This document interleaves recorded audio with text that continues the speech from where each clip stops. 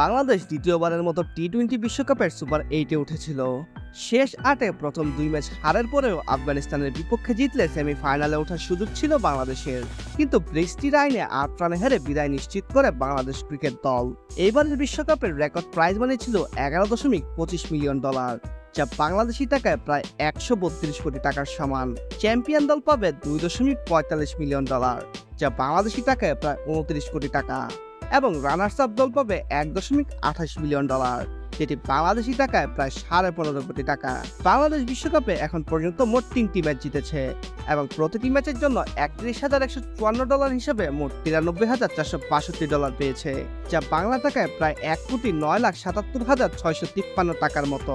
সব মিলিয়ে বাংলাদেশের আয় হয়েছে $4,75,962, যা বাংলাদেশি মুদ্রায় $5,59,00,000 টাকারও বেশি।